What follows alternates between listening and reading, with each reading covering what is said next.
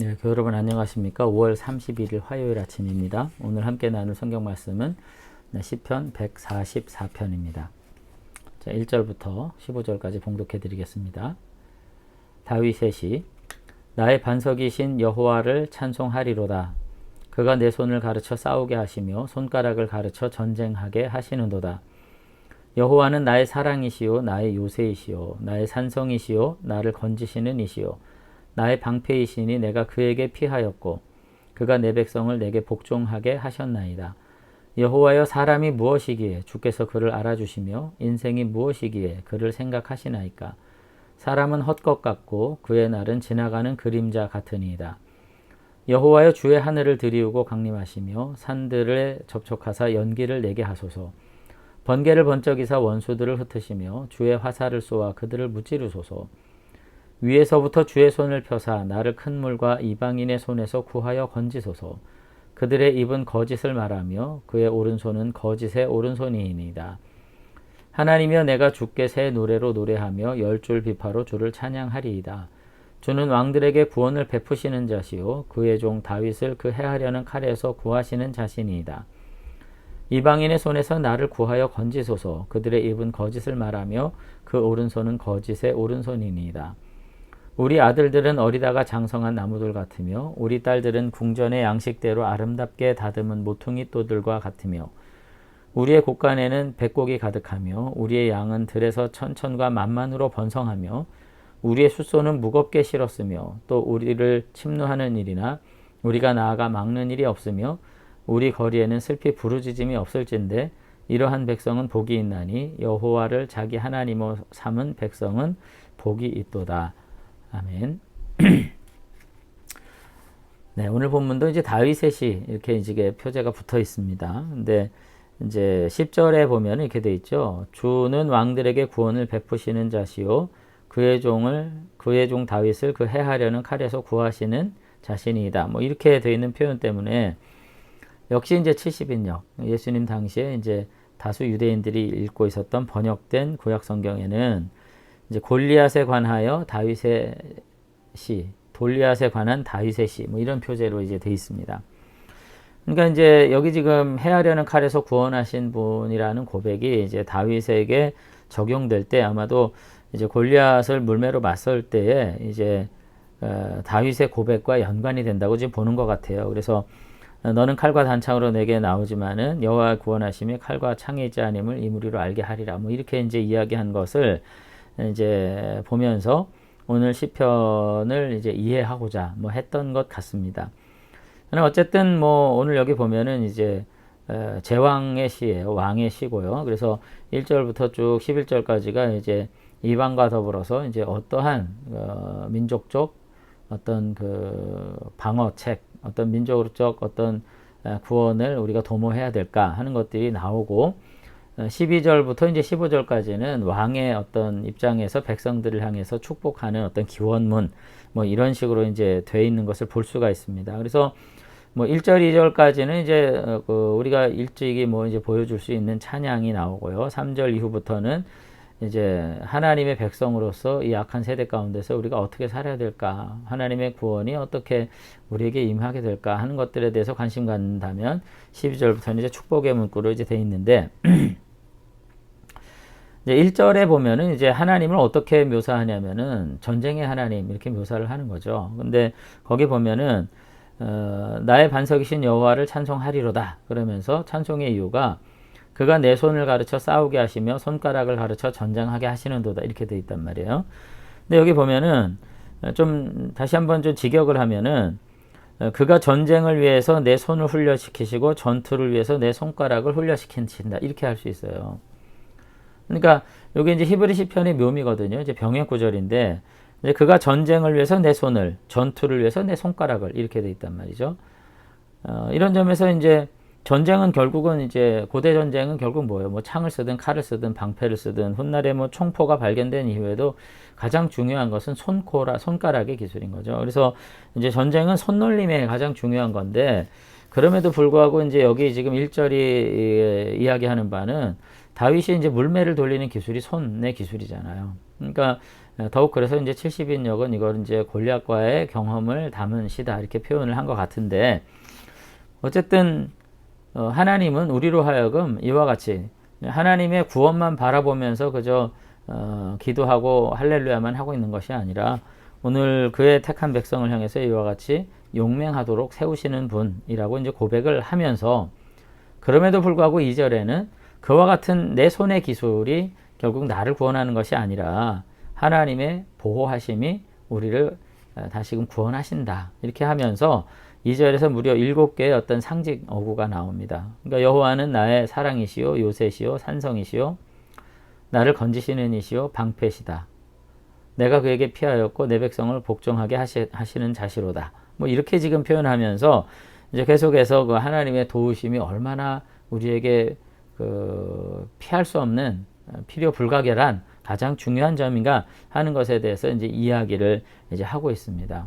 그러면서 3절에는 이제 역전돼서 그러면 사람은 어떤 존재냐? 사람은 인간 존재라고 하는 것은 이제 너무나도 허무한 존재다 이렇게 하는 거죠. 그래서 3절에 여호와여 사람이 무엇이기에 주께서 그를 알아주시며 인생이 무엇이기에 그를 생각하시나이까. 그 사람은 헛것 같고 그의 날은 지나가는 그림자 같으니다. 이렇게 얘기하면서 인간의 이제 허망함, 무상함에 대해서 이제 이야기를 이제 하고 있는 거죠.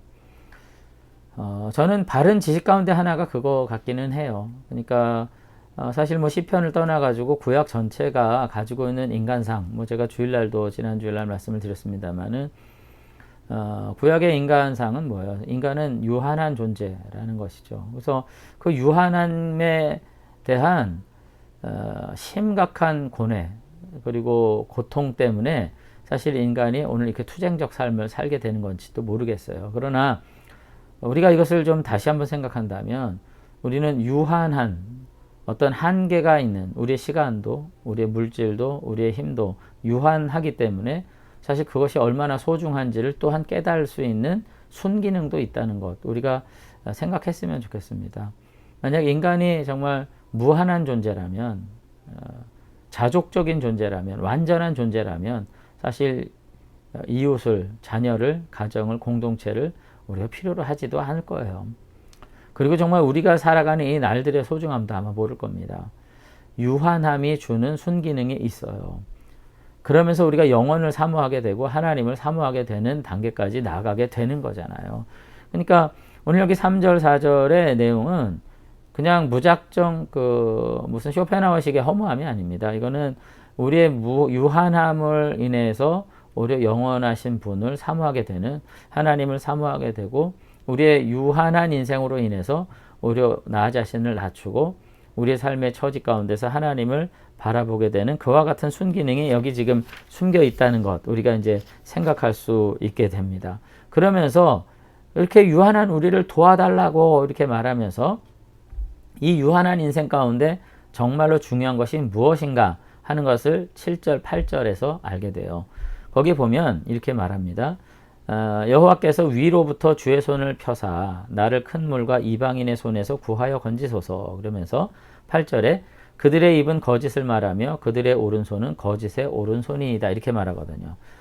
그러니까 하나님 이방인으로부터 나를 건져달라고 이렇게 말할 때 우리는 한편이니까 무조건 건져주세요가 아닙니다. 사실은 이방인이 무조건 나쁜 게 아니라는 거예요.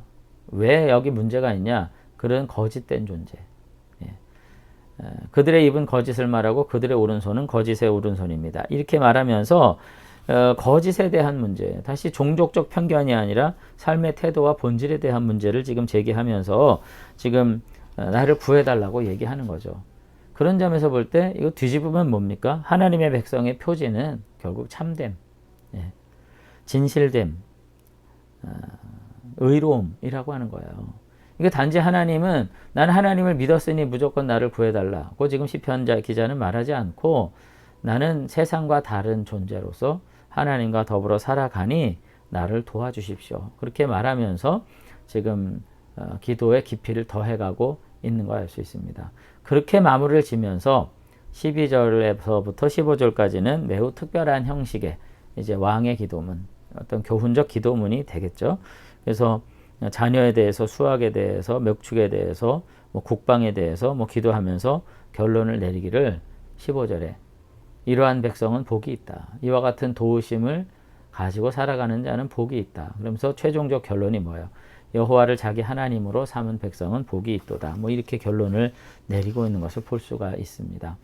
오늘 여러분 다시 한번 뭐 짧지 않은 시편이지만 다시 한번 우리의 삶은 과연 무엇을 요청해야 될까? 우리가 다시 한번 생각할 수 있었으면 좋겠습니다.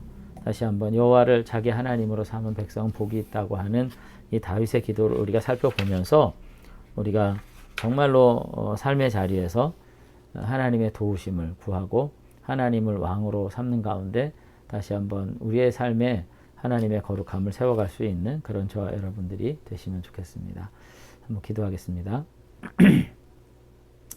네, 하나님 아버지, 오늘 144편을 보면서 정말로 우리의 삶이 어떠해야 함을 다시 한번 생각할 수 있는 은혜를 허락해 주신 것 감사를 드립니다. 오늘 다윗이 왕으로서 골리앗 앞에서의 체험을 가지고 이제 시편을 지으면서 결국은 내 손의 능력으로 전쟁에 이기는 것 같지만 하나님의 도우심이 아니라면 우리는 존재할 수 없는 연약한 존재, 유한한 존재라고 하는 것을 고백하고 있는 거 보게 됩니다.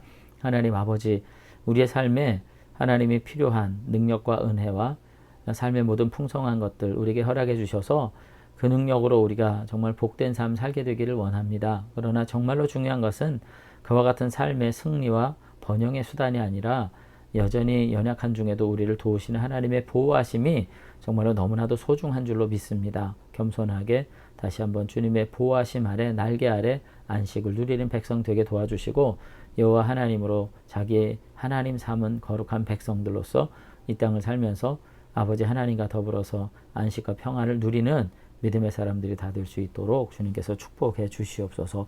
그와 같은 삶이 우리에게 정말 이어지기 위해서 정직과 공의로 행하는 거룩한 공동체 또한 될 수 있도록 우리 교회들마다 은총을 더하여 주시옵소서. 오늘 하루 함께 해주실 줄로 믿사옵고 예수님 이름으로 기도드리옵나이다. 아멘.